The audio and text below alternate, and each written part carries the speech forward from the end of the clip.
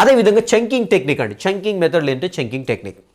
ఏదైనా ఒక అంశాన్ని చదివేటప్పుడు చాలా పెద్దగా అనిపించినప్పుడు దాన్ని చిన్న చిన్న భాగాలుగా విభజించేసి వాటి మధ్య లింకులు పెట్టుకొని చదవడాన్ని చంకింగ్ టెక్నిక్గా చెప్తాం. సే ఫర్ ఎగ్జాంపుల్ ఈ నెంబర్ చూడండి, ఇక్కడ మీరు ఒక్కసారి చూడండి, చూసి నేను ఇక్కడ అడ్డం నిలబడతాను. సో ఎంతమంది ఈ నెంబర్ చెప్పగలరు అనేసి నేను అడ్డం నిలబడతాను.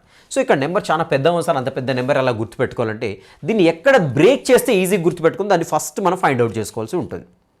ఉదాహరణకు ఇక్కడ ఒక బ్రేక్ ఇస్తాను, అదేవిధంగా ఇక్కడ ఒక బ్రేక్ ఇస్తాను, ఈజీగా గుర్తుంటుంది. ఎలా రాసుకుంటాను దీన్ని? ఇప్పుడు నేను 1800 ఒకటి రాసుకుంటాను, బ్రేక్ ఇచ్చేస్తాను. అదేవిధంగా 1801 రాసుకుంటాను, బ్రేక్ ఇస్తాను. అదేవిధంగా 5018. సో ఇలా బ్రేక్ చేసి మనం ఒక అంశాన్ని చదివినప్పుడు దాన్ని చంకింగ్ మెథడ్ అంటాం. సో ఈ రకంగా ఒక సంక్లిష్టమైన అంశాన్ని సరళమైన చిన్న చిన్న అంశాలుగా బ్రేక్ చేస్తూ వాటిని అన్నింటినీ కూడా గుర్తుపెట్టుకోవడానికి ప్రయత్నించండి. ఈజీగా గుర్తుంటుంది. మెమరీ ఏంటంటే బ్రెయిన్ అనేది ఎంతసేపటికి కూడా సంక్లిష్టంగా ఉన్న అంశాన్ని గుర్తుపెట్టుకోవడానికి చాలా ఇబ్బంది పడుతుంది, ఎక్కువసేపు గుర్తుపెట్టుకోదు. ఇలా మొత్తం నుంచి 180018015018 ఇలా గుర్తుపెట్టుకున్నాను అనుకోండి, బ్రెయిన్కి ఏమి ఎక్కదు. సో కాబట్టి సంక్లిష్టమైన అంశాలు ఏవైతేనో వాటిని చంక్ చేయండి, అంటే చిన్న చిన్న పార్ట్స్గా డివైడ్ చేసి గుర్తుపెట్టుకుంటుంది, చాలా ఈజీగా గుర్తుంటుంది. అండ్ అదేవిధంగా లోసీ మెథడ్, సో మనకు తెలిసినటువంటి మెథడ్ ఇది. సో చాలామంది సైంటిస్టులు ఈ మెథడ్ పైన అనేక రకాల ప్రయోగాలు చేశారు. Hello, hi, welcome all the competitive warriors and వుడ్. This is your Kiran Konamuru. Yes, competitive exam ఏదైనా సరే మనం చదివింది బాగా గుర్తుండాలంటే మరి ఏ రకంగా చదవాలి మనం? ఈ సెషన్లో అయితే మనం ఒకటి దశకంఠ టెక్నిక్ అనేటువంటిది చెప్తున్నామండి. సో దశకంఠ టెక్నిక్ అంటే అదేదో కొత్త విషయం కాదు. 10 తలకాయలు ఏమేమి టెక్నిక్, ఒక్కొక్క తలకాయ ఫాలో అవుతుందో ఆ అన్ని టెక్నిక్స్, ఆ 10 టెక్నిక్స్ అయితే మనం ఫాలో అవుదాం. సో అందుకని దీనికి దశకంఠ టెక్నిక్ అని పెట్టడం జరిగింది. సో ఒక్కొక్కరు ఒక్కొక్క వే ఫాలో అవుతుంటాం. అసలు ఏం వే ఫాలో అయితే మనకి బాగా గుర్తుంటుంది, ఎలా ఫాలో కావాలి, ఎలాంటి అంశాలను మనం కన్సిడర్ చేస్తూ చదువుకుంటూ వెళ్ళినట్లయితే మనం చదివినటువంటి అంశాలని 100% పర్ఫెక్ట్గా గుర్తుపెట్టుకుంటాం, చాలా రోజులు గుర్తుపెట్టుకుంటాం, ఎగ్జామ్ వరకు గుర్తుపెట్టుకుంటాం, ఎగ్జామ్లో ప్రాపర్గా ఎగ్జిక్యూట్ చేయగలుగుతాం, జాబ్ అనేది వచ్చి తీరుతుంది. రైట్. సో మరి సెషన్లోకి వెళ్ళే కంటే ముందు ఫస్ట్ టైం మన ఛానల్ చూస్తుంటే తప్పకుండా సబ్స్క్రైబ్ చేయడానికి ప్రయత్నించండి. కేకే బయాలజీ అనేటువంటి యాప్ అనేది డిస్క్రిప్షన్లో ఉంటుంది, ప్లేస్టోర్లో ఉంటుంది, తప్పకుండా డౌన్లోడ్ చేసుకోండి. దానిలో తెలంగాణ మరియు ఆంధ్రప్రదేశ్కి సంబంధించిన డిఎస్సికి సంబంధించినటువంటి అనేక డెమో వీడియోస్ ఉంటాయి, చూడండి. ఫస్ట్ డెమో వీడియోస్ చూసిన తర్వాత మీకు ఓకే అనిపిస్తే then you can go for the course. And ఇక లెఫ్ట్లో ఎవరైతే చూస్తున్నారో మీరు, తెలంగాణలో లాస్ట్ డిఎస్సి 2024లో జాబ్ సాధించినటువంటి వ్యక్తులు వీళ్ళంతా ఆస్పిరెంట్స్ మన ఛానల్ని ఫాలో అయితే జాబ్ సాధించేసి వాళ్ళ అపాయింట్మెంట్ ఆర్డర్స్ తీసుకుంటూ మనకు షేర్ చేసుకున్నటువంటి పిక్స్ అండి అవి. మీ యొక్క పిక్స్ కూడా ఇలా ఇక్కడ ఉండాలంటే బ్లైండ్గా మన ఛానల్ని ఫాలో అయిపోయింది, 100% డిఎస్సిలో జాబ్ అయితే గ్యారంటీగా వస్తుంది. మరి ఈ టెక్నిక్ ఏదైతుందో కేవలం డిఎస్సి వారి గురించి అంటే కేవలం డిఎస్సి కాదండి, ఏ కాంపిటేటివ్ ఎగ్జామ్ రాసేటువంటి అభ్యర్థికైనా 100% ఉపయోగపడేటువంటి టెక్నిక్స్ అయితే ఇప్పుడు చెప్తాను. 110% మీకైతే మీ యొక్క ప్రిపరేషన్లో 110% మీకు యూస్ఫుల్గా ఉంటాయి. రైట్. ఏంటి ఈ టెక్నిక్స్ అనేది, టెక్నిక్స్లోకి అయితే వెళ్ళిపోదామండి. రైట్. సో ఫస్ట్ టెక్నిక్ చూద్దామండి. ఫస్ట్ టెక్నిక్ ఏంటి అని చూసినట్లయితే అనేక పరిశోధనలు ఆల్రెడీ మనం మెమరీకి సంబంధించినటువంటి యూనిట్ అదేవిధంగా సెషన్ డిస్కస్ చేసినప్పుడు ఎబ్బింగ్హౌస్ అనేటువంటి సైంటిస్ట్ పరిశోధనలు చేశారు. మరి ఇతడి పరిశోధనల ప్రకారం చూసినట్లయితే 30 రోజుల్లో దాదాపుగా 79% మన చదివిన అంశాన్ని మర్చిపోతాం. 79% మనం చదివినటువంటి అంశాన్ని మర్చిపోతాం. దీనికి ముఖ్యమైనటువంటి కారణం ఏంటి అంటే రీకాల్ చేసుకోకపోవడం, మధ్యలో రీకాల్ చేసుకోకపోవడం. మనకు ఆల్రెడీ ఎబ్బింగ్హౌస్ అనేటువంటి సైంటిస్ట్ ఫర్గెటింగ్ పైన, సో మనం చదివిన అంశాలు ఎందుకు మర్చిపోతాం అనే దానిపైన అనేక రీసెర్చ్లు చేయడం జరిగింది.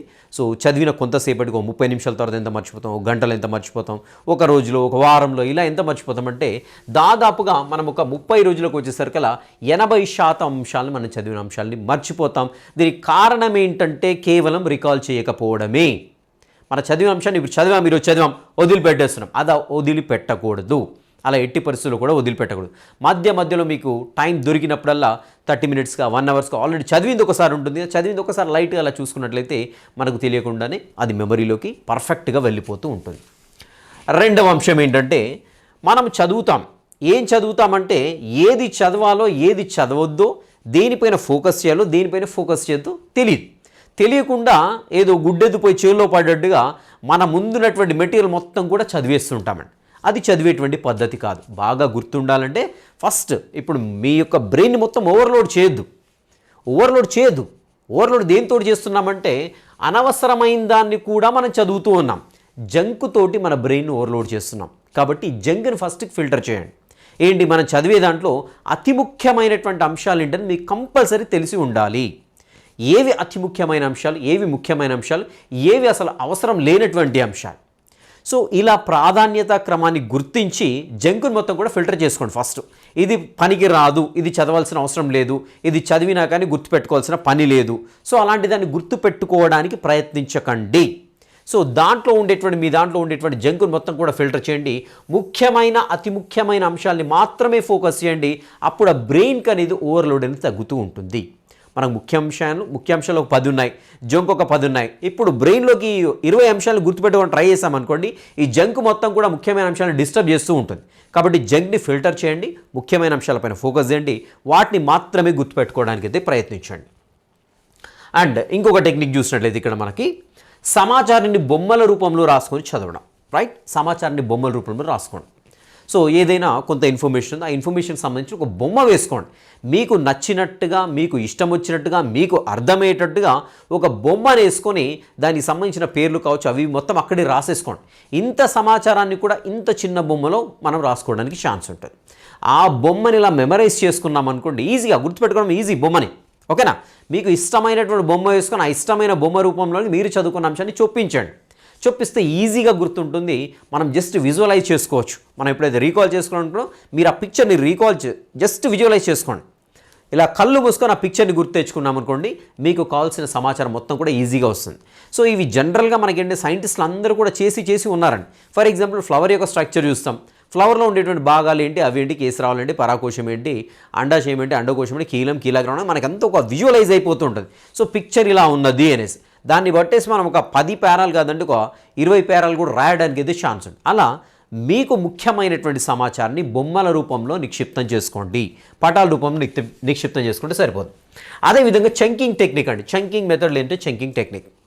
ఏదైనా ఒక అంశాన్ని చదివేటప్పుడు చాలా పెద్దగా అనిపించినప్పుడు దాన్ని చిన్న భాగాలుగా విభజించేసి వాటి మధ్య లింకులు పెట్టుకొని చదవడాన్ని చంకింగ్ టెక్నిక్గా చెప్తాం. ఫర్ ఎగ్జాంపుల్ ఈ నెంబర్ చూడండి, ఇక్కడ మీరు ఒక్కసారి చూడండి, చూసి నేను ఇక్కడ అడ్డం నిలబడతాను. సో ఎంతమంది ఈ నెంబర్ చెప్పగలరు అనేసి నేను అడ్డం నిలబడతాను. సో ఇక్కడ నెంబర్ చాలా పెద్ద సార్, అంత పెద్ద నెంబర్ ఎలా గుర్తుపెట్టుకోవాలంటే దీన్ని ఎక్కడ బ్రేక్ చేస్తే ఈజీగా గుర్తుపెట్టుకుని దాన్ని ఫస్ట్ మనం ఫైండ్ అవుట్ చేసుకోవాల్సి ఉంటుంది. ఉదాహరణకు ఇక్కడ ఒక బ్రేక్ ఇస్తాను, అదేవిధంగా ఇక్కడ ఒక బ్రేక్ ఇస్తాను, ఈజీగా గుర్తుంటుంది. ఎలా రాసుకుంటాను దీన్ని? ఇప్పుడు నేను 1800 ఒకటి రాసుకుంటాను, బ్రేక్ ఇచ్చేస్తాను. అదేవిధంగా 1801 రాసుకుంటాను, బ్రేక్ ఇస్తాను. అదేవిధంగా 5018. సో ఇలా బ్రేక్ చేసి మనం ఒక అంశాన్ని చదివినప్పుడు దాన్ని చంకింగ్ మెథడ్ అంటాం. సో ఈ రకంగా ఒక సంక్లిష్టమైన అంశాన్ని సరళమైన చిన్న అంశాలుగా బ్రేక్ చేస్తూ వాటిని అన్నిటిని కూడా గుర్తుపెట్టుకోవడానికి ప్రయత్నించండి. ఈజీగా గుర్తుంటుంది. మెమరీ ఏంటంటే బ్రెయిన్ అనేది ఎంతసేపటి కూడా సంక్లిష్టంగా ఉన్న అంశాన్ని గుర్తుపెట్టుకోవడానికి చాలా ఇబ్బంది పడుతుంది, ఎక్కువసేపు గుర్తుపెట్టుకోదు. ఇలా మొత్తం నుంచి 180018015018 ఇలా గుర్తుపెట్టుకున్నాను అనుకోండి, బ్రెయిన్కి ఏమి ఎక్కదు అది. సో కాబట్టి సంక్లిష్టమైన అంశాలు ఏవైతేనో వాటిని చంక్ చేయండి, అంటే చిన్న పార్ట్స్గా డివైడ్ చేసి గుర్తుపెట్టుకుంటుంది, చాలా ఈజీగా గుర్తుంటుంది. అండ్ అదేవిధంగా లోసీ మెథడ్, సో మనకు తెలిసినటువంటి మెథడ్ ఇది. సో చాలామంది సైంటిస్టులు ఈ మెథడ్ పైన అనేక రకాల ప్రయోగాలు చేశారు. ఈ లోసీ మెథడ్ ఏంటి అంటే మీకు బాగా పరిచయం ఉన్నటువంటి ఏరియా, అది ఇల్లు కావచ్చు, లేకుంటే మీ వాకింగ్ ప్లేస్ కావచ్చు, మీ స్కూల్ కావచ్చు, లేకుంటే ఇంకేదైనా కావచ్చు, ఆ పర్టికులర్ ఏరియా పిక్చర్ అనేది మీకు మైండ్లో ఉంటుంది. ఇల్లు, ఈ రూము ఒక 5-6 రూములు ఉన్నాయి. సో ఏ రూమ్లో ఏ వస్తువు ఉందో మీకు చాలా క్లియర్గా అర్థమవుతూ ఉంటుంది. అదేవిధంగా లేకుంటే మీరు వాకింగ్ ప్లేస్కి వెళ్ళారు, లేకుంటే మీరు ఒక స్విమ్మింగ్ పూల్ దగ్గర, లేకుంటే డైలీ ఏదో ఒక గేమ్ ఆడుతున్నారు, అక్కడ ఉండేటువంటి ఏరియాలో సరౌండింగ్స్లో ఉండేటువంటి అంశాలు మొత్తం కూడా మీ బ్రెయిన్లో ఆల్రెడీ ఫిక్స్ అయిపోయి ఉంటాయి, గుర్తుపెట్టుకోండి. అలా ఫిక్స్ అయిపోయిన ఏరియాలో ఒక్కొక్క అంశానికి ఒక్కొక్క పేరు పెట్టుకోండి. మీరు చదివినట్టు అంశాలు ఏవైతున్నాయో ఆ అంశాలకు ఒక్కొక్క పేరు పెట్టుకుంటూ వెళ్ళిపోండి. ఫర్ ఎగ్జాంపుల్ మా రూమ్ ఉంది, మన ఇల్లు ఉన్నది, మన ఇంట్లో ఒక 5 రూమ్లు ఉన్నాయి. సో 5 రూమ్లో ఫస్ట్ రూమ్లో టీవీ ఉంది, టీవీకి సంబంధించిన ఇన్ఫర్మేషన్ ఏమైనా అడిగితే ఆ రూమ్లో పడేసుకోండి. అలా గుర్తుపెట్టుకున్నాం అనుకుంటే బ్రెయిన్లో ఈ మొత్తం కూడా మెమరీకి చిన్న రూముల్లో చిన్న ప్లేసుల్లో మొత్తం కూడా మనం చదివిన అంశాలు మొత్తం కూడా అక్కడ గుర్తుండిపోతాయి. ఫర్ ఎగ్జాంపుల్ ఇక్కడ మన ఇంటి దగ్గర స్టెప్స్ ఉన్నాయి. స్టెప్స్లో ఫస్ట్ స్టెప్ పేరేంటి, సెకండ్ స్టెప్ పేరేంటి, థర్డ్ స్టెప్ పేరేంటి, ఇలా గుర్తుపెట్టుకో స్టెప్స్. సో రాజుల కాలము, లేకుంటే ఇంకేదో ఉందనుకోండి, ఇయర్స్, లేకుంటే ఇంకేదో జరిగినటువంటి చరిత్రలో జరిగిన సంఘటనలు ఉన్నాయనుకోండి, వరుసగా ఇలా గుర్తుపెట్టుకుంటే చాలా ఈజీ గుర్తుంటుంది. ఇది లోసీ మెథడ్, ఇది సైంటిఫిక్గా ప్రూవ్ చేయబడినటువంటి మెథడ్. మీకు బాగా పరిచయం ఉన్నటువంటి ఏరియా ఏదైతే ఉందో దాని పిక్చర్ అనేది కంప్లీట్గా మన బ్రెయిన్లో ఉంటుంది. ఆ పిక్చర్లో ఒక్కొక్క లొకేషన్కి మీరు చదివిన అంశాలను ఒక్కొక్కటి ఆపాదించండి. ఆపాదించేసి అలా మెమరైజ్ చేసుకున్నట్లయితే చాలా ఈజీగా గుర్తుంటుంది. ఇది చాలామంది సైంటిస్టులు దానిపై రీసెర్చ్ చేసిన method you can find in the internet also. Right, అదేవిధంగా అంశానికి ఒక రాగాన్ని ఇచ్చి ఆ రూపంలో గుర్తుపెట్టుకోవడానికి ప్రయత్నించండి. సో కొంతమంది చెప్పేటప్పుడు ఏదైనా ఒక టెక్నిక్ చెప్పేటప్పుడు ఒక రాగయుక్తంగా ఒక పాటని క్రియేట్ చేసి చెప్తారు, లేదంటే ఇంకేదో కొంచెం డిఫరెంట్ ట్యూన్లో చెప్పడానికి ప్రయత్నిస్తుంటారండి. అలా చెప్పినటువంటి అంశం మనకు చాలా ఎక్కువ కాలం గుర్తుంటుంది. గమనించండి, బాగా గమనించండి. మీరు చదువుకున్న క్రమంలో అది స్కూల్లో కావచ్చు, కాలేజీలో కావచ్చు, ఎవరో ఒక టీచర్ ఒక డిఫరెంట్ ట్యూన్ తోటి పలికేటువంటి పదాన్ని సింపుల్గా కాకుండా, సాధారణంగా కాకుండా ఒక డిఫరెంట్ వేలో ఉచ్చరించాడు అనుకోండి, చాలా బాగా గుర్తుంటుంది. సో మనకి ఇక్కడ నేను ఒక చిన్న చెప్తానండి, మా ఫ్రెండ్ చెప్పాడు అది. సో నియోపిలైనా గెలాతియా అనేటువంటి ఒక జీవి ఉంటుందండి. నియోపిలైనా గెలాతియా అనేటువంటి ఒక జీవి ఉంటుంది. సాధారణంగా జీవి పేరు గుర్తుపెట్టుకోండి. నేను ఇలా చెప్పాను, గుర్తుంటుందా మీకు? గుర్తుండదు. సో అక్కడ వాళ్ళ టీచర్ ఎలా చెప్పండి, నియోపిలైనా గెలాతియా అని చెప్పాడంట. సో అలా చెప్పడం వల్ల ఏంటంటే సో ఆ ట్యూన్ అనేది మన మైండ్లో ఉండిపోతుంది. సో ఇలా అతి ముఖ్యమైన అంశాలకు ఏదైనా ఒక ట్యూన్ని యాడ్ చేసి గుర్తుపెట్టుకోవడానికి అయితే ప్రయత్నించండి. రైట్, ఇది మీకు చెప్పవలసినటువంటి మూడో టెక్నిక్ అండి, చంకింగ్ మెథడ్, లోసి మెథడ్. అదేవిధంగా ఒక రాగం రూపంలో ఇచ్చి గుర్తుపెట్టుకోండి. అండ్ మోర్ ఎవర్ ఏంటంటే మోస్ట్ ఆఫ్ ద ఆస్పిరెంట్స్ అంటే షార్ట్ అండ్ స్వీట్గా తక్కువ టైంలో జాబ్ కొట్టేసేయాలి. అది ఎట్టి పరిస్థితిలో కాని పని. మీకు మెటీరియల్ ఎంత చిన్నగా ఉంటే మీరు రేస్లో అంత వెనకపడిపోతారు, గుర్తుపెట్టుకోండి. మీ మెటీరియల్ ఎంత చిన్నగా ఉంటే, చిన్నగా ఎప్పుడు ఉంటుందండి, సమాచారం అంతా ఇవ్వకుండా అక్కడ కొంచెం బిట్స్ రూపంలో తయారు చేసి మార్కెట్లో అమ్ముతూ ఉంటారు. అలాంటి మెటీరియల్ పట్టుకొని మీరు తక్కువ టైంలో జాబ్ కొట్టడానికి ప్రయత్నిస్తే మీరు బోర్ల పడతారు, రేస్లో 110% వెనక ఉంటారు. కాబట్టి మీరు ఎట్టి పరిస్థితుల్లో కూడా మీరు చదవదలుచుకున్న అంశం ఏదైతే ఉంటుందో బిట్స్ రూపంలో చదవకూడదు. గుర్తుపెట్టుకోండి, బిట్స్ రూపంలో చదవకూడదు. బిట్స్ రూపంలో చదివితే మీరు దాన్ని బైహార్ట్ చేస్తున్నట్టు, అర్థం చేసుకుంటున్నట్టు కాదు, మీరు దాన్ని బైహార్ట్ చేస్తున్నట్టు. సో అంశానికి సంబంధించిన పూర్తి సమాచారంతో చదవాలని. ఎప్పుడైనా ఒక అంశం గురించి నేర్చుకునేటప్పుడు ఆ అంశానికి సంబంధించినట్టు వెనక ముందు కొంత సమాచారం ఉంటుంది. ఆ సమాచారంతో చదివితేనే గుర్తుంటుంది అది, లేదంటే అంశం అంత ఈజీగా గుర్తుండదు. సో ఎందుకంటే మనం చదవాల్సిన అంశాలు ఎక్కువ, అన్నీ కూడా బిట్స్ రూపంలో చదువుకుంటూ వెళ్ళామనుకోండి, అది మనకు అర్థం కాదు, ఏదో బయాట్ చేస్తున్నట్టు అంతే తప్ప ఆ బిట్ డైరెక్ట్గా అలా దిగదు ఎగ్జామ్లో, గుర్తుపెట్టుకోండి. సో పూర్తి సమాచారం చదివినప్పుడు ముఖ్యమైనటువంటి అంశం ఏదైతుందో ఎన్ని కోణాల్లో ఎన్ని రకాలుగా అడిగినా మనం ఆన్సర్ చేయడానికి అయితే ఛాన్స్ ఉంటుంది. కాబట్టి అంశాన్ని ఎట్టి పరిస్థితుల్లో బిట్స్ రూపంలో షార్ట్ అండ్ స్వీట్ మెటీరియల్ అంటూ ఏముండదండి జాబ్ కొట్టడానికి. గమనించండి, బిట్స్ రూపంలో ఉండే మెటీరియల్ జోలికి వెళ్ళకండి. ఎప్పుడు వెళ్ళాలి అంటే నా యొక్క ప్రిపరేషన్ అంతా టెక్స్ట్ బుక్స్లో కంప్లీట్ అయిపోయింది, ఇప్పుడు నేను బిట్స్ చేస్తా అన్నప్పుడు మాత్రమే బిట్స్ జోలికి వెళ్ళండి. రైట్, అదేవిధంగా చదివే అంశాల్లో కనీసం వాటి గురించిన బేసిక్స్ తెలిసి ఉండాలి మీకు కంపల్సరీ. సో బేసిక్స్ తెలియకుండా ఫస్టే హై లెవెల్ సిలబస్ పట్టుకున్నాం, హై లెవెల్ బుక్ పట్టుకున్నాం అనుకోండి, దాంట్లో బేసిక్స్ తెలియలేదనుకోండి, అది అర్థం చేసుకోలేము. అర్థం చేసుకుండా మన బ్రెయిన్లోకి వెక్కదు, గుర్తుండదు. కాబట్టి ఖచ్చితంగా మీరు చదవబోయేటువంటి అంశం ఏదైతే ఉందో దానికి సంబంధించిన బేసిక్స్ అనేవి కంపల్సరీ ఉంటాయి, ఎక్కడో కాడుంటాయి. ఫర్ ఎగ్జాంపుల్ ఇంటర్మీడియట్లో ఒక టాపిక్ తీసుకొని నేను చదువుతున్నాను, నాకు అర్థం కాలేదు, ఏం చేయాలి, వెనక్కి వెళ్ళాలి, 10th క్లాస్ వెళ్ళండి. 10th క్లాస్ కంపల్సరీ దానికి సంబంధించిన బేసిక్స్ ఉంటాయి. 10thలో అర్థం కాలేదు, 9th వెళ్ళండి, 8th వెళ్ళండి, అలా 2nd, 3rd క్లాస్ వరకు వెళ్ళినా నష్టం ఏం లేదు. కంపల్సరీ మీరు చదివేటువంటి అంశంలో మీకు అట్లీస్ట్ బేసిక్స్ తెలిసి ఉంటేనే మీకు అది అర్థమవుతూ ఉంటుంది. ఫర్ ఎగ్జాంపుల్ ఎడ్యుకేషన్ సైకాలజీ చదువుతున్నారు, దానికి సంబంధించిన ఒక అంశం ఏదో బుక్ ఉంటే అది చదువుతున్నారు, అర్థం కాలేదు, ఎక్కడికి వెళ్ళాలండి మీరు? సో మనకు సైకాలజీ ఎక్కడ వస్తుంది, బీఎడ్లో డిఎడ్లో సైకాలజీ బుక్స్ ఉంటాయి, దానికి సంబంధించిన ఇన్ఫర్మేషన్ చాలా నీట్గా రిప్రజెంట్ చేస్తుంటాయి. అది చదివినట్లయితే సింపుల్గా అది ఈజీగా మనం అర్థం చేసుకోవడానికి అయితే ఛాన్స్ ఉంటుంది. అండ్ అన్నిటికంటే ముఖ్యమైనటువంటి అంశం ఏంటంటే భవిష్యత్తులో జాబ్ వస్తే నా యొక్క ఫ్యూచర్ ఎలా ఉంటుంది, నా లైఫ్ స్టైల్ ఎలా ఉంటుంది, సో నన్ను సమాజంలో అందరూ ఎలా ట్రీట్ చేస్తారు. సో ఒక వ్యక్తి, ఒక ప్రముఖమైన వ్యక్తి వచ్చి నా దగ్గరకు వచ్చి ఇంటర్వ్యూ తీసుకుంటూ ఉంటాడు, ఓకేనా. సో లేదంటే ఆల్రెడీ జాబ్ చేయని వాళ్ళు ఎవరైతే వాళ్ళ మధ్యలో నేను హైలైటెడ్గా ఉంటాను, నా ఎకనామికల్ పొజిషన్ బాగుంటుంది, నా ఫ్యామిలీ బాగుపడుతూ ఉంటుంది, ఫ్యూచర్లో నా పిల్లలకు ఒక మంచి ఎడ్యుకేషన్ ఇవ్వగలుగుతాను, మంచి ఫ్యూచర్ ఇవ్వగలుగుతాను. సో ఇలాంటివన్నీ కూడా పాజిటివ్ యాటిట్యూడ్ని డెవలప్ చేస్తాయి. కాబట్టి జాబ్ వస్తే నీ లైఫ్ స్టైల్ మారుతుంది అనేటువంటి విషయాన్ని గుర్తుపెట్టుకోండి. అన్ని రకాలుగా మీరు సమాజంలో ఉన్నతమైన స్థితిలో ఉంటారు. కాబట్టి జాబ్ వస్తే నా పరిస్థితి బాగుంటుంది. సో ఎవరికి ఏ ప్రాబ్లమ్స్ ఉన్నా కానీ జాబ్ వస్తే క్లియర్, నేను చెప్తాను. ఆర్థికంగా ప్రాబ్లం కావచ్చు, ఒక పెళ్లి పరంగా ప్రాబ్లం కావచ్చు, లేకుంటే అనేక రకాల సమస్యలు ఉండొచ్చు, ఒక అవమానం పడి ఉండొచ్చు. సో అన్నిటి నుంచి మిమ్మల్ని విముక్తి చేసేది జాబ్ ఒక్కటే. కాబట్టి జాబ్ వస్తే నీ లైఫ్ ఇలా ఉంటుంది అనేటువంటి విషయాన్ని మీరు గుర్తు పెట్టుకొని మరి ప్రిపేర్ కండి. సో అలా గుర్తుపెట్టుకుని, అంటే జాబ్ వస్తే ఇలా ఉంటుంది అంటేనే మీరు చదివే దాన్ని ఎంజాయ్ చేయగలుగుతారు. లేదంటే బలవంతంగా చదువుతూ ఉన్నారనుకోండి, సో ఇంకా అది ఎక్కదు బ్రెయిన్లోకి. ఎప్పుడైనా చదివే అంశాన్ని ఎంజాయ్ చేస్తూ చదవాలి, గుర్తుపెట్టుకోండి.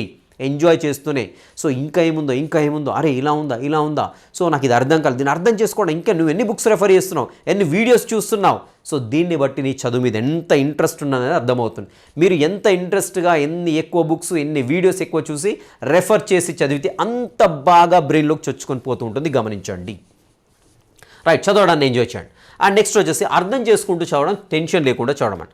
రైట్, టెన్షన్ లేకుండా చదవడం చాలా కీ రోల్ ప్లే చేస్తుందండి, గుర్తుపెట్టుకోండి. టెన్షన్ పడ్డప్పుడు మన బ్రీతింగ్ అనేది చాలా ఫాస్ట్గా అవుతుంది, మన బాడీలోకి తక్కువ ఆక్సిజన్ వెళ్ళిపోతుంటుంది. మన బాడీలోకి తక్కువ ఆక్సిజన్ వెళ్తే మన బ్రెయిన్ పని చేయదు, మన బ్రెయిన్ పని చేయకుంటే మన చదివిన అంశాలు కూడా గుర్తుండవు. సో కాబట్టి టెన్షన్ దేని గురించి ఫస్ట్ అది ఆలోచించండి. సో దీని గురించి నేను టెన్షన్ పెడుతున్నాను, దానికి ఫుల్ స్టాప్ చెప్పేసాను, దాన్ని చెక్ చెప్పండి. ఫస్ట్ చెక్ చెప్పిన తర్వాతనే చదవండి. సో టెన్షన్ పడకుండా చదివినట్లయితేనే మనకు బాగా గుర్తుంటుంది. అండ్ మోరోవర్ చదివే అంశాన్ని అర్థం చేసుకుంటూ చదవండి. అర్ధరహితంగా చదివితే రోజుకు 24 గంటలు చదివినా నీకు జాబ్ రాదు. రోజుకు 24 గంటలు చదివినా జాబ్ రాదు. సో ఈవెన్ 10 గంటలు 6 గంటలు చదివిన వాళ్ళు కూడా జాబ్ కొడుతున్నారంటే వాళ్ళు చదవడాన్ని ఎంజాయ్ చేస్తున్నారు, చదివే అంశాన్ని అర్థం చేసుకుంటున్నారు. అర్థం చేసుకుంటూ చదివితేనే బ్రెయిన్లోకి వెళుతుంది, బ్రెయిన్లో ఎక్కువ కాలం ఉంటుంది. సో ఏదో సింపుల్గా అలా పైపైన చదువుకుంటూ సిలబస్ ఉంది కదా చదవాలి, ఈ బుక్ చదవాలి, చదివేసామనుకోండి అది కొన్ని రోజులు మాత్రమే బ్రెయిన్లో ఉంటుంది, సో వెంటనే వెళ్ళిపోతూ ఉంటుంది. కాబట్టి చేసేదాన్ని చదివేదాన్ని అర్థం చేసుకుంటూ చదవండి, ఎంజాయ్ చేస్తూ చదవండి, అండ్ టెన్షన్ ఫ్రీగా చదవండి. సో టెన్షన్ ఫ్రీగా చదవడం ఎలా సార్, టెన్షన్ ముందు ఎగ్జామ్ ఉంది కదా, సో ఎగ్జామ్ ఉంది కదా, ఎగ్జామ్ అక్కడ డేట్ కనపడుతుంటే టెన్షన్ పడద్దు అంటారేంటి? ఎస్, ఎగ్జామ్ డేట్ ఉంటుంది, నీకు ఒక్కటే కాదు కదా, అందరికీ. సో రాసేటువంటి ప్రతి ఒక్కరు కూడా ఎగ్జామ్ డేట్ కనపడతాం. అందరూ నీలా టెన్షన్ పడుతున్నారా? అలా టెన్షన్ పడితే ఎవరికీ జాబ్ రాదు. సో ఎగ్జామ్ డేట్ ఉండనియండి. సో మనకి ఇక్కడ ప్రజెంట్ ఉన్న దాని గురించి ఆలోచించండి, ఫ్యూచర్లో ఏం చేస్తామో దాని గురించి టెన్షన్ పడితే ఇక్కడ ఉన్న టైం అనేది పూర్తిగా డిస్టర్బ్ అవుతుంది. గుర్తుపెట్టుకోండి, టెన్షన్ లేకుండా చదవండి. అండ్ మోరోవర్ ఇంకా అన్నిటికంటే ముఖ్యమైనటువంటి అంశం ఎక్కువ కాలం గుర్తుండాలి, ఎంజాయ్గా చదవడం. అంటే దాంట్లో ముఖ్యమైనది వచ్చేసి నిమోనిక్స్ అండ్ సో కొండ గుర్తులు క్రియేట్ చేసుకోవడం. కొండ గుర్తులు ఒక్కటే అనుకుంటారండి, ఏమనుకుంటారు, ఒక 10 పదాలని 10 పదాల్లో ముందున్నటువంటి లెటర్స్ తీసుకొని ఒక సెంటెన్స్ తయారు చేసుకోవడం అనుకోండి. ఇది మాత్రమే నిమోనిక్స్ అనరండి, దాన్ని మాత్రమే నిమోనిక్స్ అనరు. సో అక్కడ అర్ధరహితంగా క్రియేట్ చేసి పడేస్తారు సెంటెన్స్ని. సో ఒక 10 పదాలు ఉంటే 10 పదాల్లో ఉండేటువంటి ఫస్ట్ లెటరో సెకండ్ లెటరో లేకుంటే లాస్ట్ లెటరో తీసుకొని అర్ధరహితంగా తయారు చేస్తారు. అది కొండ గుర్తులు నిమోనిక్స్ అనరు, దానిని అనరు. మరి ఎలా ఉండాలి నిమోనిక్స్ తయారు చేసుకుంటే, ఒక అర్థవంతమైనటువంటి సెంటెన్స్ క్రియేట్ చేసుకోండి, అర్థవంతమైన సెంటెన్స్ క్రియేట్ చేసుకోండి. మరి అర్థవంతమైన సెంటెన్స్ ఎట్లా క్రియేట్ అవుతుంది సార్? నాకు ఉండేటువంటి మొట్టమొదటి ఉన్నటువంటి లెటర్స్ని తీసుకుంటా. లెటర్స్ కాదండి, వర్డ్ తీసుకోండి. వర్డ్లో లేకుంటే వర్డ్లో ఇష్టమైనటువంటి వర్డ్లో ఉండేటువంటి 2 అక్షరాలను 3 అక్షరాలను మీకు ఇక్కడ మీనింగ్ఫుల్గా కనపడుతుందా చూడండి. ఓకేనా? ఆ వర్డ్ తీసుకోండి. లేకుంటే ఒక సెంటెన్స్లో ఉండేటువంటి ఒక 10 సెంటెన్స్ ఉంటే 10 సెంటెన్స్లో ఉండే మొదటి వర్డ్ని తీసుకోండి. ఆ వర్డ్స్ని పెట్టి అటు ఇటు చేసేసి ఒక సెంటెన్స్ తయారు చేసుకోవడానికి ప్రయత్నించండి. ఆ వర్డ్ సరైనది కానట్లేదు, దానికి దగ్గరగా పోలిక ఉండేటువంటి ఇంకొక వర్డ్ని ఎన్నుకోండి. సో అలా ఎన్నుకున్నప్పుడు ఏమవుతుందంటే సింపుల్గా మనం ఒక మంచి ఒక యూస్ఫుల్ సెంటెన్స్, ఒక మీనింగ్ఫుల్ సెంటెన్స్ క్రియేట్ చేసుకోవడానికి అయితే ఛాన్స్ ఉంటుంది. అండ్ ఇంకా చూసినట్టయితే ఇక్కడ నెంబర్స్ గుర్తుపెట్టుకోవడం కొన్ని సందర్భాల్లో కష్టం అవుతూ ఉంటుంది. సో అలాంటి సందర్భంలో ఆ ఇయర్స్ కావచ్చు, నెంబర్స్ కావచ్చు, మనకు దగ్గరగా ఉన్నటువంటి నెంబర్స్తో లింక్ పెట్టుకోండి. మనకు చాలా దగ్గరగా మనకు పరిచయం ఉన్నటువంటి నెంబర్లతోటి లింక్ పెట్టుకొని చదవండి, 100% మీకు గుర్తుంటాయి. సో సాధారణంగా మన దగ్గరగా ఉండేటువంటి తెలిసిన నెంబర్లు ఏంటంటే మన ఇంట్లో ఉండేటువంటి పుట్టినరోజులు. సో పుట్టినరోజు వాళ్ళ మంత్ కావచ్చు, ఇయర్ కావచ్చు, డే కావచ్చు, పుట్టినరోజు. అదేవిధంగా మన మొబైల్ నెంబర్స్ కావచ్చు, లేకుంటే మీ యొక్క బైక్ నెంబరు, కార్ నెంబరు, ఇవి కావచ్చు. మీరు చదివినటువంటి సంవత్సరాలు ఏవైతుండో, సే ఫర్ ఎగ్జాంపుల్ 10th అనగానే 10th ఇయర్లో పాస్ అయ్యాను నేను. సో 2004, 2010, సో లేకుంటే ఎప్పుడో పాస్ అయ్యి ఉంటాను. ఆ ఇయర్ గుర్తుపెట్టుకోండి. ఆ ఇయర్కి ఏదైతే ఫర్ ఎగ్జాంపుల్ 2004కు సంబంధించిన ఇన్ఫర్మేషన్ మీకు టెక్స్ట్ బుక్లో ఎక్కడో వచ్చినప్పుడు ఆ ఇన్ఫర్మేషన్ వెంటనే ఎక్కడ లింక్ చేసుకోవాలి? నేను 2004లో పాస్ అయ్యాను, 10th క్లాస్ పాస్ అయ్యాను. ఓకేనా? 2004లో 10th క్లాస్ పాస్ అయినప్పుడు ఇది జరిగింది. నేను 10th పాస్ కాగానే సంథింగ్ నేను 2004లో జరిగిన సంఘటన ఏదైతే ఉందో నేను 10th పాస్ అయినప్పుడు ఈ సంఘటన జరిగింది అలా గుర్తుపెట్టుకున్నట్లయితే సింపుల్గా ఆ సంఘటన గుర్తు రాగానే 2004 ఆటోమేటిక్గా గుర్తొస్తుంది. ఇలా అసోసియేట్ చేస్తూ చదవండి. స్పెసిఫిక్గా ఇయర్స్, అదేవిధంగా మీ యొక్క బైక్ నెంబర్ కావచ్చు, కార్ నెంబర్ కావచ్చు, మీరు చదివినట్టు సంవత్సరాలు కావచ్చు, అనుసంధానం చేస్తూ కొన్ని అంశాలను స్పెసిఫిక్గా ఇయర్స్ కావచ్చు, నెంబర్స్ కావచ్చు గుర్తుపెట్టుకున్నట్లయితే వెరీ సింపుల్గా, ఈజీగా, ఇంట్రెస్టింగ్గా ఎక్కువ కాలం గుర్తుపెట్టుకోవడానికి అయితే ఛాన్స్ ఉంటుంది. ఓకేనా? అండ్ నెక్స్ట్ వచ్చేసి ఏదైనా ఒక అంశాన్ని కథ రూపంలో గుర్తుపెట్టుకోండి. సింపుల్ అండి. కథ రూపంలో గుర్తుపెట్టుకుంటే చాలా ఈజీ గుర్తుంటుంది, మంచిగా ఫన్నీ కూడా ఉంటుంది. సో కథ ఎన్ని సంవత్సరాలైనా గుర్తుంటుంది. సో ఆ కథని మీ ఫ్రెండ్స్కి కూడా చెప్పొచ్చు. ఓకేనా?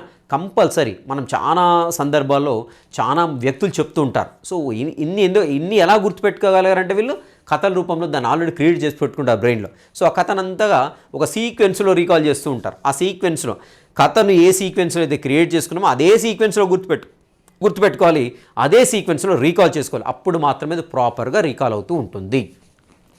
అండ్ ఇంకొకటి ఏంటంటే అవిరామంగా కూర్చుంటూ ఉంటారండి. సో ఎస్, ఈ సారి చెప్పాడు, ఈ ఇన్స్టిట్యూట్ సారి చెప్పాడు, లేకుంటే ఆ పెద్ద సారి చెప్పాడు, ఇంకొక ఆల్రెడీ జాబ్ కొట్టిన వ్యక్తి చెప్పాడు, నేను కంటిన్యూస్గా 20 గంటలు కూర్చొని చదివేది అని చెప్తారండి. సో కంటిన్యూస్గా కూర్చుంటారా? సో ఒక్కొక్క వ్యక్తికి ఒక్కో రకంగా ఉంటుంది. కానీ అలా కంటిన్యూస్గా కూర్చోవడం వల్ల మన కాన్సన్ట్రేషన్ డిస్టర్బ్ అవుతూ ఉంటుంది. అది మాత్రం గ్యారంటీ, గుర్తుపెట్టుకోండి. అంతేకాకుండా అనేక రకాలైనటువంటి హెల్త్ ప్రాబ్లమ్స్, హెల్త్ ఇష్యూస్ అనేవి 100% ఫేస్ చేస్తారు మీరు. నేను గ్యారంటీ చెప్తున్నాను. కంటిన్యూస్గా ఒక 15 గంటలు 20 గంటలు కూర్చున్నారనుకోండి, 110% నేను చెప్తున్నాను కదా, 110% మీరు బ్యాక్ బోన్కు సంబంధించిన ప్రాబ్లమ్స్ ఫ్యూచర్లో ఫేస్ చేస్తారు. సర్వైకల్ స్పాండిల్, మెడకు సంబంధించిన ప్రాబ్లమ్స్ ఫేస్ చేస్తారు, ఐకి సంబంధించిన ప్రాబ్లమ్స్ ఫేస్ చేస్తారు, అనేక రకాల ప్రాబ్లమ్స్ ఫేస్ చేస్తారు. గుర్తుపెట్టుకోండి. ఇండైజెషన్ ప్రాబ్లమ్ ఫేస్ చేస్తారు, లంగ్ కెపాసిటీ తగ్గిపోతూ ఉంటుంది. సో ఎన్ని రకాల ప్రాబ్లమ్స్ ఉన్నాయి, అన్ని రకాల ప్రాబ్లమ్స్ ఫేస్ చేస్తారు. ఇది బ్రెయిన్లో పెట్టుకోండి. ఇన్ని రకాల 110% నేను చెప్తున్నాను కదా, ఇన్ని రకాల ప్రాబ్లమ్స్ ఫేస్ చేయకుంటే నా పేరు కిరణ్ కాదు, మార్చుకుంటాను నేను. కళ్ళు, లంగ్స్ డ్యామేజ్ అయితే లంగ్స్ యొక్క కెపాసిటీ తగ్గిపోతుంది. ఎందుకంటే కూర్చోవడం వల్ల ఏమవుతుంది, ఇక్కడ మనకు డయాఫ్రామ్ అని ఒకటి ఉంటుందండి, మజిల్. ఈ మజిల్ ఏమవుతుందంటే దాని యొక్క యాక్టివిటీ కోల్పోతూ ఉంటుంది. దీని యొక్క యాక్టివిటీ లెస్ యాక్టివిటీ అవుతుంది. అయినప్పుడు ఏమవుతుందంటే ఈ లంగ్స్ ఎక్స్పాన్షన్, అదేవిధంగా కొలాప్స్ అనేది చాలా పర్సెంటేజ్ తగ్గిపోతూ ఉంటుంది. ఫలితంగా ఏమవుతుందంటే బ్రీతింగ్ కెపాసిటీ, మీరు ఒక పెద్ద సెంటెన్స్ కనీసం మాట్లాడలేనటువంటి స్థితిలో కూడా వస్తారు. గుర్తుపెట్టుకోండి. ఓకేనా? బ్యాక్ ఏక్ వస్తూ ఉంటుంది, అదేవిధంగా జాయింట్ పెయిన్స్ వస్తూ ఉంటాయి. నెక్స్ట్ వచ్చేసి మీకు ఇంకా ఫర్దర్గా అనేక సర్వైకల్ స్పాండిలైటిస్ వస్తుంది, డ్రై ఐస్ అవుతూ ఉంటాయి. కాబట్టి అవిరామంగా కూర్చోకండి. ఇలా ప్రాబ్లమ్స్ వచ్చాయంటే మనకు ఆటోమేటిక్గా ఇంట్రెస్ట్ పోతుంది. కాబట్టి అవిరామంగా కూర్చోవద్దు. సో సరి అయిన నిద్ర ఉండాలి. నెక్స్ట్ మీరు వీలైతే ధ్యానం చేయండి. అక్కడ ఆ ప్లేస్ నుండి ఒక షార్ట్ బ్రేక్ తీసుకొని కొంచెం దూరంగా వెళ్ళి ఎవరు లేని ప్లేస్లో ప్రశాంతంగా కూర్చొని జస్ట్ లాంగ్ బ్రెత్ తీసుకొని వదిలిపెట్టేసేయండి. అండ్ అదేవిధంగా యోగా ఉంటే యోగా చేయండి, లేదంటే మీకు ఇంకా ఇష్టమైనటువంటి ఏదైనా పనైనా మధ్యలో చేయండి. ఏదైనా ఒక పని చేయండి కంపల్సరీ. గుర్తుపెట్టుకోండి, కంటిన్యూస్గా కూర్చోకండి. షార్ట్ బ్రేక్స్ ఇస్తూ ఉండండి. షార్ట్ బ్రేక్లో మీకు ఇష్టమైనటువంటి పని చేయండి. ఆ ఇష్టమైన పని ఎలా ఉండాలంటే మళ్ళీ మీకు ఎనర్జీ గెయిన్ చేసేటువంటి పని అయి ఉండాలి. సే ఫర్ ఎగ్జాంపుల్ నేను కంటిన్యూస్గా చదువుతున్నాం సార్, ఒక 5 గంటలు సార్ నేను ఒక 10 నిమిషాలు ఫోన్ చూడొచ్చా? నీకు ఇష్టమైన పని అయితే అది ఒకవేళ ఆ ఫోన్ ఆ 10 నిమిషాలు చూస్తే మళ్ళీ ఒక 5 గంటలకు సంబంధించిన ఎనర్జీ నీకు 5 నిమిషాల్లో గెయిన్ అవుతానంటే ఫోన్ చూడు, 5-10 నిమిషాలు చూడు. లేదు నేను ఫ్రెండ్తో రిలాక్స్ అవుతాను సార్, ఎస్ ఫ్రెండ్తో మాట్లాడు. కానీ మళ్ళీ ఎనర్జీ గెయిన్ కావాలి నువ్వు చేసేటువంటి యాక్టివిటీ తోటి. మళ్ళీ నీకు నెక్స్ట్ ప్రిపరేషన్ అవర్స్ ఏవైతున్నాయో వాటికి నీకు ఎనర్జీ గెయిన్ అయ్యేటట్టుగా ఉండాలి యాక్టివిటీ. గుర్తుపెట్టుకోండి. స్విమ్మింగ్ చేస్తావా, జిమ్ చేస్తావా, యోగా చేస్తావా, స్కిప్పింగ్ చేస్తావా, ధ్యానం చేస్తావా, నీ ఇష్టం ఏదైనా చేయి. నీకు ఇష్టమైన పని. సంగీతం చేస్తావా, సంగీతం వింటావా, పాడతావా, డ్యాన్స్ చేస్తావా, నీ ఇష్టం ఏదైనా చేయి. కానీ ఒక షార్ట్ బ్రేక్ అయితే తీసుకోండి కంపల్సరీ. అన్ని రకాలుగా బాగుంటుంది ఇది. ఓకేనా? రైట్. నెక్స్ట్ వచ్చేసి చదివేటప్పుడు ఎలాంటి డిస్టర్బెన్స్ లేకుండా ఉండాలని గుర్తుపెట్టుకోండి. ఎట్టి పరిస్థితుల్లో కూడా మీరు చదివే ప్లేస్లో డిస్టర్బెన్స్ అనేది ఉండదు. ఏ రకంగా కూడా డిస్టర్బెన్స్ ఉండదు. మెంటల్గా ఉండొద్దు, ఫిజికల్గా ఉండదు, అరుపులు ఉండొద్దు, కేకలు ఉండొద్దు, పెద్దగా రణగుణ ధ్వనులు ఉండొద్దు. సో వేరే వాళ్ళు పిలిచేటట్టుగా ఉండొద్దు, మీరు వేరే వాళ్ళు కనపడొద్దు, వాళ్ళు మీకు కనపడొద్దు, మిమ్మల్ని మీ ఫ్రెండ్ పిలవద్దు, మీరు మీ ఫ్రెండ్ పిలవద్దు. సో ఇలా ఎలాంటి డిస్టర్బెన్స్ లేకుండా ఉండాల్సినటువంటి పరిస్థితి ఉంటుంది చదివేటప్పుడు. కాబట్టి డిస్టర్బెన్స్ లేకుండా చదివితేనే బ్రెయిన్లోకి ఎక్కుతుంది. ఎందుకంటే మన బ్రెయిన్ 100% మనం చదివే దాని మీద పెట్టాలి. అలా కాకుండా 100% బ్రెయిన్ మనం చదువు మీద పెట్టకుండా నేను చదువుతున్నా, మా ఫ్రెండ్ కూడా కేక్ వేస్తాడు, వెంటనే 20% మైండ్ డైవర్ట్ అయిపోతుంది. రైట్, అక్కడ పెద్ద సౌండ్ అవుతుంది, ఇంకో 20% ఎంత పెడుతున్నారు మీరు? 60% మాత్రం మీ బుక్ మీద పెడుతున్నారు. కాబట్టి ఎట్టి పరిస్థితుల్లో కూడా మీరు చదివేటువంటి ప్లేస్లో మీకు శారీరకంగా కానివ్వండి, మానసికంగా కానివ్వండి, ఎలాంటి డిస్టర్బెన్స్ లేకుండా చదివితేనే 100% బ్రెయిన్లోకి వెళ్తూ ఉంటుంది. అదేవిధంగా ఇంకా అన్నిటికంటే ముఖ్యమైన అంశం మళ్ళీ ఎప్పుడు కూడా చెప్తుంటాను నేను, ఎక్కువసార్లు రివిజన్ చేయండి. ఎక్కువసార్లు రివిజన్ చేస్తేనే మన బ్రెయిన్లో ఉండేటువంటి న్యూరాన్స్ మధ్య లింక్స్ క్రియేట్ అవుతాయి. అలా లింక్స్ క్రియేట్ అయితేనే ఆ విషయం మన బ్రెయిన్లోకి వెళ్తుంది, చాలా కాలం గుర్తుంటుంది. సో వెరీ ఇంపార్టెంట్, అన్నిటికంటే ముఖ్యమైనది ఇది. ఎక్కువసార్లు రివిజన్ ఇస్తూ చదువుకోండి. సో డైలీ కూడా రివిజన్ ఇవ్వండి కంపల్సరీ, నేను చెప్తూనే ఉంటాను. సో ఒక అంశం చదివారు పక్క పడేయకండి. సో అంశంతో పాటుగా ఇంకో కొత్త అంశం చదువుతున్నారు, ఓకేనా. సో పాత అంశాన్ని లేవగానే ఒక 10 నిమిషాలు, లేవగానే ఒక అరగంట రివిజన్ చేసుకోండి. లేదంటే ముఖ్యమైన అంశాలు ఒక చార్ట్లో ఎక్కడో రాసి పెట్టుకోండి. సో లేవగానే వెంటనే అక్కడికే వెళ్ళండి. మీరు ఫస్ట్ ఏ పని చేయకుండా అక్కడికి వెళ్ళి ఒక 10 నిమిషాలు దాన్ని చూసుకోండి. సో అలా చూడడం వల్ల ఏమవుతుందంటే డైలీ రివిజన్ అయితే ఎంత పర్ఫెక్ట్గా గుర్తుంటుందో అంత పర్ఫెక్ట్గా గుర్తుంటుంది. సో కాబట్టి కంపల్సరీ డైలీ రివిజన్ చేయండి, న్యూరాన్స్ మధ్య లింక్ అనేది ఏర్పడుతుంది. సో ఈ రకంగా 10 తలకాయలు, దీంట్లో అన్ని తలకాయలు ఫాలో అయ్యి అన్ని టెక్నిక్స్ ఉండండి. సో కొంతమంది కొన్ని టెక్నిక్స్ అయితే ఫాలో అవుతుంటారు. దీంట్లో ఖచ్చితంగా ఇలా ఈ 10 టెక్నిక్స్ తీసుకొని మన ఒక్క బ్రెయిన్లో పెట్టుకుందాం, ఫాలో అయిదాం. 100% దీన్ని ఫాలో కావడం వల్ల మీరు 100% జాబ్ కొడతారు. సో చదివింది అయితే బాగా గుర్తుంటుంది, ఎక్కువ కాలం గుర్తుంటుంది. ట్రై చేయండి మీరు దీంట్లో అట్లీస్ట్ ఈ 10 టెక్నిక్స్లో కొన్ని టెక్నిక్స్ ఫాలో కావడానికి ట్రై చేయండి. 100% మీరు చదివిన విషయాలని పర్ఫెక్ట్గా 110% గుర్తుంటుంది. రైట్, వీడియో యూస్ఫుల్గా అనిపిస్తే తప్పకుండా లైక్ అయితే చేయండి. అదేవిధంగా మీ ఫ్రెండ్స్కి అయితే షేర్ చేయడానికి ప్రయత్నించండి. అండ్ డిస్క్రిప్షన్లో అదేవిధంగా ప్లే స్టోర్లో కేకే బయలు అనేటువంటి యాప్ అనేది అందుబాటులో ఉంది, తప్పకుండా డౌన్లోడ్ చేసుకోండి. దాంట్లో ఏపీ మరియు తెలంగాణకు సంబంధించిన డిఎస్సి క్లాసెస్ అనేవి అందుబాటులో ఉంటాయి. ఆల్రెడీ డిఎస్సిలో మన ఛానల్ ఫాలో అవుతూ జాబ్ సాధించిన వాళ్ళు చాలామంది ఉన్నారు. ప్రజెంట్ ఏపీలో కూడా చాలామంది మన ఛానల్ అయితే ఫాలో అవుతున్నారండి. ఏపీలో కూడా 100% మళ్ళీ ఛాలెంజ్ ఇస్తున్నాను నేను. ఏపీడిఎస్సిలో స్కూల్ అసిస్టెంట్ బయోసైన్స్ కొట్టేది మన ఛానల్ని ఫాలో అయ్యేటువంటి ఆస్పిరెంట్స్ 110% దాంట్లో ఉంటారు. జాబ్ కొట్టి తీరుతారు, నేను చెప్తున్నాను. మళ్ళీ కూడా రాసుకోండి, జాబ్ కొట్టి తీరేది మన ఆస్పిరెంట్సే. 110% చెప్తున్నాను, 110% జాబ్ వస్తుంది, ఓకేనా. రైట్, సో వీడియో యూస్ఫుల్ తప్పకుండా లైక్ చేయడానికి అయితే ప్రయత్నించండి. So and this what today session. Will meet in the next session. Till next session, have a great day.